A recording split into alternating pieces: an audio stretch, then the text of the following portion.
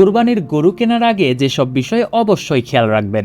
1 number, রাসায়নিক বা steroid দেয়া গরুর শরীর অস্বাভাবিক ফুলে থাকে, চাপ দিলে গর্তের মতো ডেবে যায়। 2 নাম্বার, এসব গরু সাধারণত দুর্বল, ঝিমানো ও হাঁপাতে থাকে, চলাফেরাও স্বাভাবিক হয় না। 3 নাম্বার, মুখ দিয়ে অতিরিক্ত লালা ঝরে, খাবারের আগ্রহ কম থাকে। 4 নাম্বার, সুস্থ গরুর নাক ভেজা থাকে, শরীর উজ্জ্বল ও চটপটে আচরণ দেখা যায়। 5 নাম্বার, সুস্থ গরুর রানের মাংস শক্ত থাকে, কিন্তু রাসায়নিক দেয়া গরুর পা নরম ও থলথলে হয়। 6 নাম্বার, শরীর বেশি গরম লাগলে বা অস্বাভাবিক ক্লান্ত দেখালে সতর্ক হতে হবে।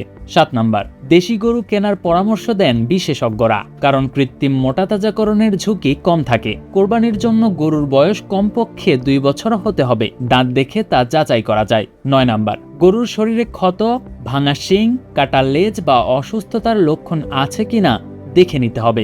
10 নাম্বার, গর্ভবতী গাভী কোনো অবস্থাতেই কুরবানি দেয়া যাবে না।